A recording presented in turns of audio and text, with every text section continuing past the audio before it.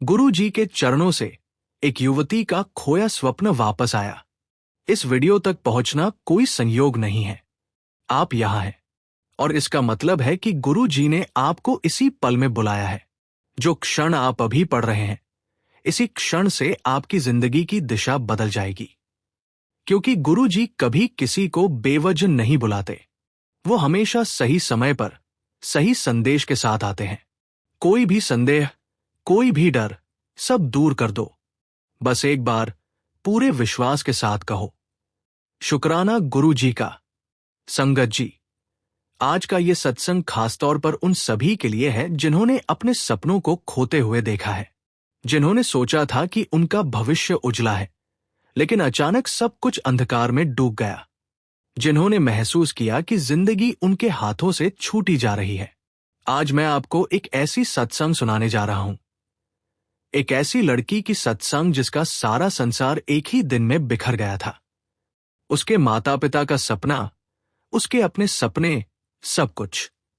लेकिन फिर गुरु जी की कृपा की एक किरण उसके जीवन में प्रवेश कर गई और वह किरण ही उसके सारे अंधकार को मिटा गई।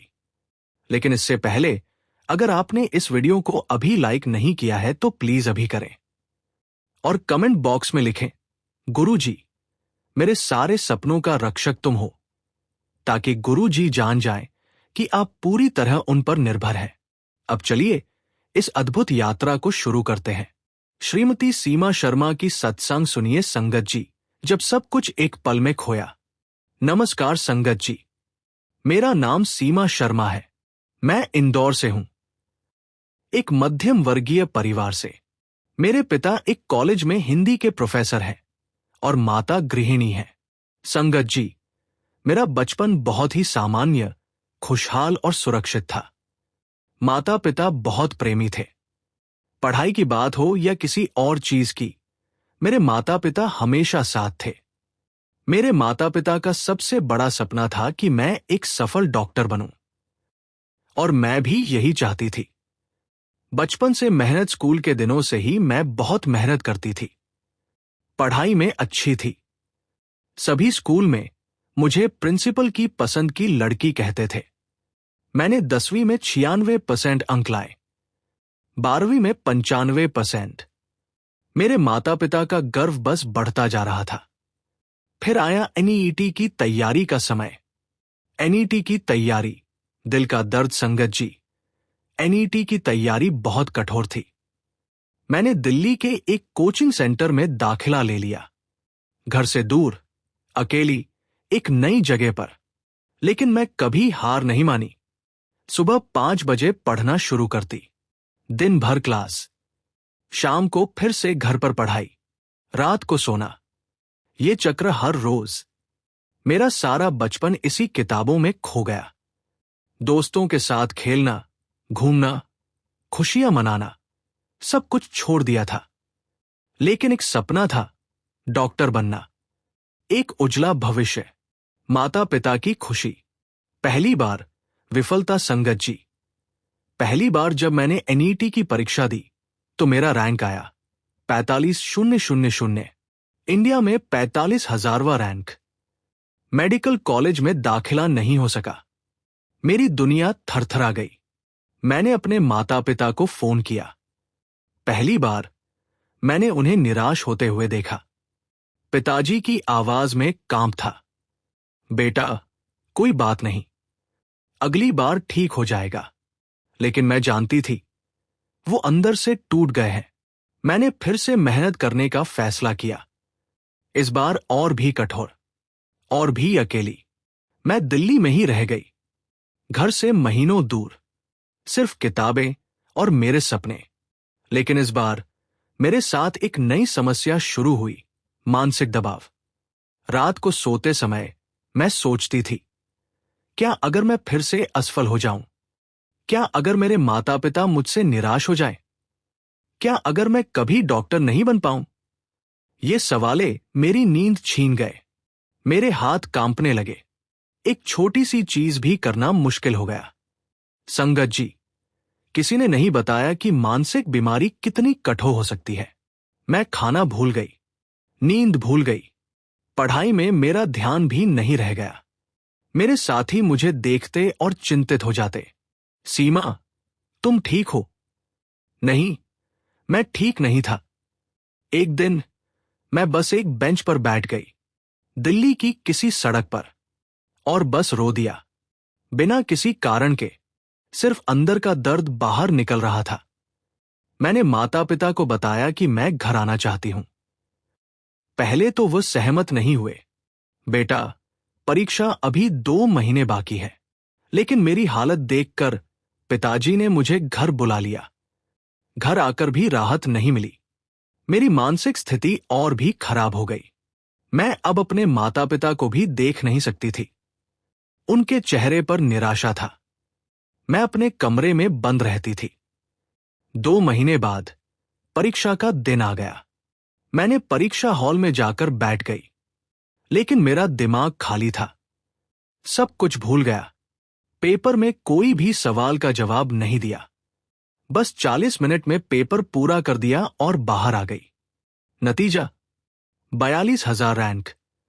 और भी बदतर, संगत जी, मैं नहीं बता सकती उस रात कितनी काली थी। मेरे माता पिता बैठे थे हॉल में, चुप। न कोई बात, न कोई शब्द, बस चुप्पी। और उस चुप्पी में मेरे सपने मर गए। मैं अपने कमरे में गई, दरवाजा बंद कर दिया और एक जहर की बोतल निकाली। ये सब खत्म कर दो, मेरे दिमाग में ये आवाज थी। तुम किसी काम के नहीं हो। तुम्हारे माता पिता भी तुमसे खुश नहीं हैं। जाओ, ये दर्द खत्म कर दो। मैंने बोतल खोली। मेरे हाथ कांपने लगे। तभी गुरुजी का बुलावा, संगत जी। इसी पल मेरी माता अचानक मेरे दरवाजे के बाहर आकर खड़ी हो गई। सीमा, सीमा, दरवाजा खोल। मैंने जहर की बोतल छिपा दी। माता, मैं ठीक हूं, सो जाओ। लेकिन माता को कुछ एहसास हुआ। वह दरवाजे को धकेलने लगी। मैंने दरवाजा खोल दिया। माता को जहर की बोतल दिख गई। नहीं, नहीं, सीमा, तुम ये क्या कर रही हो? माता चिल्ला उठीं। पिताजी दौड़े आए। पूरा घर अस्त-व्यस्त हो गया। पड़ोस के लोग भी आ गए। अगले कुछ घंटे धुंधले हैं मेरे लिए। बस इतना याद है कि डॉक्टर को बुलाया गया, अस्पताल ले जाया गया, पेट धुलवाया गया।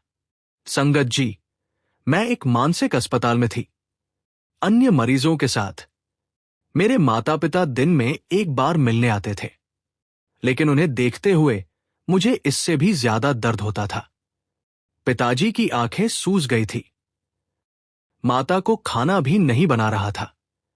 मैंने अपने माता पिता को तोड़ दिया था, बस इसलिए क्योंकि मैं एक परीक्षा में असफल हो गई थी। हर दिन मैं सोचती थी, मैंने क्या किया? मेरे माता पिता ने मेरे लिए सब कुछ किया और मैं उन्हें ये दर्द दे रही थी। डॉक्टर ने कहा, सीमा, तुम्हें डिप्रेशन का रोग है। ये एक बीमारी है, कोई शर्म की बात नहीं। लेकिन मुझे शर्म आ रही थी, खुद पर, अपने माता पिता पर, अपनी जिंदगी पर। 2 महीने बाद जब मेरी स्थिति में थोड़ा सुधार हुआ तो मुझे घर भेज दिया गया। लेकिन घर आकर भी मैं उसी जगह पर थी, टूटी हुई, निराश, बेकार। मैंने पढ़ाई छोड़ दी, मेडिकल का सपना भूल गई, बस बिस्तर पर पड़ी रहती थी। माता रोती थी, सीमा, खा ले कुछ, चल बाहर घूमा। लेकिन मैं कुछ भी नहीं कर सकती थी। एक दिन हमारी पड़ोसन आई। वो एक सीधी साधी महिला थी, लेकिन बहुत ही स्नेही। उन्होंने माता से कहा, सुनो, मेरे एक दोस्त का परिवार गुरु जी की कृपा से बहुत बदल गया। उसका बेटा भी डिप्रेशन में था। गुरु जी के दरबार जाने के बाद वो अब एक खुशहाल लड़का है। माता ने पूछा, कहाँ है ये गुरु जी? संगत जी, सत्संग जारी रहेगा, लेकिन उससे पहले एक छोटी सी, बेहद जरूरी बात आपसे शेयर करनी है। संगत जी, इस चैनल का छोटा सा प्रयास है हर दिन गरीब और जरूरतमंद बच्चों को भोजन करवाना। ये पवित्र सेवा गुरुजी की प्रेरणा से निरंतर चल रही है। रोजाना कई मासूम बच्चे गुरु कृपा से पेट भरकर सोते हैं और उनके चेहरों पर मुस्कान लौटती है। अगर आप भी इस पुण्य सेवा का हिस्सा बनना चाहते हैं तो श्रद्धा अनुसार सेवा राशि देकर इन बच्चों की मुस्कान में अपना योगदान जोड़ सकते हैं। गुरुजी कहते हैं, सेवा वो पुल है जो मनुष्य को परमात्मा तक पहुंचाता है। शास्त्रों में भी कहा गया है कि सेवा एक ऐसी ढाल है जो आने वाले अनजाने संकटों से व्यक्ति की रक्षा करती है। सच्चे हृदय से की गई सेवा गुरु और भगवान दोनों को प्रिय होती है। कई बार सेवा किसी विशेष कर्म को सफल करने का माध्यम बनती है। गुरु कृपा से जीवन की दिशा ही बदल जाती है। जब स्क्रीन पर QR कोड दिखाई दे तो इन आसान स्टेप्स को फॉलो करें। जैसे ही QR कोड दिखे, उसका स्क्रीनशॉट ले लीजिए। अपने मोबाइल की गैलरी में जाकर उस फोटो को खोलिए। अपने किसी भी UPI ऐप, फोन पे, पेटीएम आदि में स्कैन फ्रॉम गैलरी का विकल्प खोलिए। उस इमेज को सेलेक्ट करके सेवा राशि जोड़े। आपसे निवेदन है कि 101 रुपए, 501 रुपए या 1001 रुपए की श्रद्धा अनुसार सेवा राशि देकर इस पवित्र कार्य में सहभागी बन सकते हैं। धन से की गई सेवा किसी जरूरतमंद का पेट भरती है, लेकिन भाव से की गई सेवा सीधे ईश्वर के हृदय तक पहुंचती है। गुरुजी कहते हैं, जहां सेवा है वहीं मेरा वास है। हर थाली में प्रेम हो, हर सेवा में आशीर्वाद हो और हर हृदय में शुक्राना गुरुजी की भावना हो। जय गुरुजी। संगत जी। संगत जी, आइए अब इस सत्संग को आगे बढ़ाते हैं। एक दरबार है, वहां हर रविवार सत्संग होता है। चली जा, कोई बुराई नहीं। अगले रविवार माता मुझे लेकर गुरु जी के दरबार गई। संगत जी, वो जगह ऐसी थी, बस शांति थी और प्रेम, हर कोने में प्रेम। गुरु जी का स्वरूप बस एक फोटो था, लेकिन मैं जब उस स्वरूप के सामने बैठी तो मेरा दिल तोड़ गया। मैं जोर जोर से रो पड़ी। बुजुर्ग संगत की माता ने मेरे पास आकर कहा, बेटा तुम बहुत दर्द में हो, है ना? हाँ, मैंने कहा, मुझे कोई नहीं चाहता, मैं एक असफल हूं। बेटा, गुरु जी कहते हैं, हर हार एक जीत की शुरुआत है। तुम्हारी ये असफलता तुम्हारे असली रूप को जगाने के लिए है, तुम्हें सिखाने के लिए कि सफलता सिर्फ अंकों में नहीं है, सफलता तो जीवन को समझने में है। उस दिन गुरु जी के दरबार में एक बुजुर्ग संगत ने मेरी पूरी कहानी सुनी। मैंने उसे सब कुछ बताया, परीक्षा, असफलता, आत्महत्या का प्रयास, अस्पताल। वो बुजुर्ग बहुत प्रेम से सुन रहे थे। फिर बोले, बेटा तुम जानती हो, गुरु जी हर उस हृदय को छूते हैं जो सच में तड़फता है, और गुरु जी ने तुम्हें छू लिया है, इसलिए तुम यहां हो। लेकिन गुरु जी मेरे मेडिकल के सपने को क्यों नहीं पूरा कर देते? मैंने पूछा। बेटा, गुरु जी के पास एक अलग ही योजना है, तुम अभी नहीं समझ सकती, लेकिन आगे चलकर तुम जानोगी कि ये दर्द ही तुम्हारा सबसे बड़ा उपहार था। रोज का अनुष्ठान उस दिन से मैं रोज सुबह गुरु जी के स्वरूप के सामने बैठती, बस शांति से, कोई प्रार्थना नहीं, कोई मांग नहीं, बस बैठती। और धीरे धीरे मेरे अंदर कुछ बदलने लगा। पहली बार मुझे ये एहसास हुआ कि सफलता केवल डॉक्टर बनने में नहीं है, सफलता तो जीवन को स्वीकार करने में है, उसे प्रेम से जीने में है। 6 महीने बाद मेरी माता ने मेरे मंत्रियों को बदलने की कोशिश की। सीमा, तू एक बार सोशल मीडिया पर अपनी कहानी शेयर कर, हो सकता है किसी और लड़की को प्रेरणा मिल जाए। मैंने पहले इनकार किया, माता मुझे शर्म आएगी, लेकिन फिर गुरु जी की कृपा ने काम किया। मैंने सोचा, अगर मेरे दर्द से किसी और को बचा जा सके तो क्या ये एक सफलता नहीं है? मैंने एक YouTube चैनल खोला, मानसिक स्वास्थ्य से जुड़ी जागरूकता के बारे में। पहला वीडियो मैंने अपनी पूरी कहानी के साथ बनाया, असफलता, डिप्रेशन, आत्महत्या का प्रयास, सब कुछ। और संगत जी, उस वीडियो को 50,000 व्यूज मिले। हजारों लड़कियों ने कमेंट किए, सीमा तुम्हारी कहानी ने मुझे बचा दिया। एक लड़की लिखी थी, मैं भी आत्महत्या करने वाली थी, लेकिन तुम्हारा वीडियो देखकर मैंने अपना जीवन बचा लिया। एक सीमा ने अपनी असफलता को स्वीकार किया। एक सीमा अब दूसरों को जीवन दे रही है। मैंने अपना काम बदल दिया। अब मैं एक मानसिक स्वास्थ्य सलाहकार हूं। मैं अन्य युवाओं से बात करती हूं, उन्हें समझाती हूं कि डिप्रेशन एक बीमारी है, कोई कमजोरी नहीं। मैं प्राइवेट कोचिंग भी देती हूं, लेकिन अब सिर्फ उन लड़कियों को जो सुसाइड की कगार पर है। संगत जी, सबसे अच्छी बात यह है कि मेरे माता पिता अब खुश हैं। पिताजी कहते हैं, बेटा, तू डॉक्टर नहीं बनी, लेकिन तू बहुत सारे लोगों की जान बचा रही है। ये डॉक्टरी से भी बड़ा है। मेरा माता कहती है, मेरी बेटी आज ज्यादा मजबूत है, ज्यादा समझदारी भरी है। और मैं अब हर रविवार गुरु जी के दरबार जाती हूं और उनके सामने बैठकर मैं केवल ये कहती हूं, शुक्राना गुरु जी का कि तुमने मुझे एक नया जीवन दे दिया। संगत जी, आज जब मैं शीशे में देखती हूं तो मुझे एक नई सीमा दिखती है। टूटी हुई सीमा नहीं, एक मजबूत, जागरूक, प्रेमपूर्ण सीमा।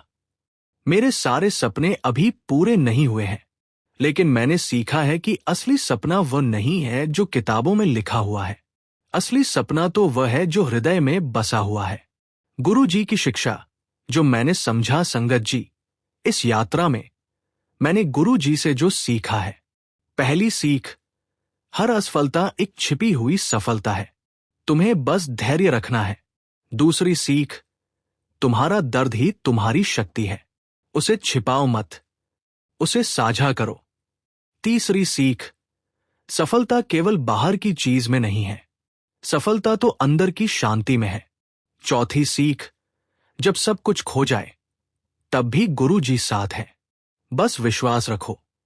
पांचवी सीख, जो दर्द तुम्हें मिला है उसे दूसरों को न दिया जाए, उसे प्रेम में बदल दो। संगत जी के लिए विशेष संदेश। संगत जी, अगर तुम भी किसी ऐसी जगह पर हो जहां सब कुछ खत्म लगता है, गुरु जी की शरण में आ जाओ। रोज कहो, शुक्राना गुरु जी का, अपने दर्द को किसी के साथ साझा करो, हार मत मानो। याद रखो, ये दर्द अनंत नहीं है, गुरु जी आएंगे, क्योंकि गुरु जी हमेशा अपने संगत को अंधकार से प्रकाश में ले आते हैं। अंत में संगत जी, ये थी सीमा शर्मा की आत्महत्या की कगार से वापसी और गुरु जी की कृपा से नए जीवन पाने की कहानी। अगर ये सत्संग आपको छुआ है तो प्लीज लाइक बटन दबाएं, कमेंट में लिखें, गुरु जी, मेरी भी हार को जीत में बदल दो। और अगर आप भी किसी को जानते हैं जो डिप्रेशन या किसी मानसिक समस्या से जूझ रहा है, तो इस वीडियो को उन्हें शेयर करें। हो सकता है कि ये सत्संग उनका जीवन बचा दे। याद रखिए संगत जी, जब तक गुरु जी साथ हैं, तब तक कोई भी दर्द अंतिम नहीं है। जय गुरु जी। शुक्राना गुरु जी का, अनंतम अनंतम शुक्राना। धन्यवाद संगत जी। संगत जी, आज हम एक ऐसे पवित्र कार्य के लिए एकत्र हुए हैं जिसे स्वयं भगवान ने परम सेवा कहा है, और वह है लंगर सेवा। लंगर केवल भोजन नहीं होता, ये प्रेम, समानता और करुणा का प्रसाद होता है। जब कोई भूखा व्यक्ति एक रोटी खाता है तो उसके साथ उसका आत्मसम्मान भी लौट आता है। हमारे इस चैनल के माध्यम से निरंतर लंगर सेवा चलाई जा रही है, जहां जरूरतमंद लोगों को भोजन, जल और स्नेह से भरा प्रसाद दिया जाता है। संगत जी, ये सेवा अब और विस्तारित की जा रही है ताकि अधिक से अधिक लोगों तक अन्न का आशीर्वाद पहुंच सके। शास्त्रों में लिखा है, अन्न ब्रह्मेति व्यजानात्, यानी अन्न ही ईश्वर का स्वरूप है। इसलिए जब आप लंगर में सेवा करते हैं तो वह सीधे भगवान की उपासना के समान होता है।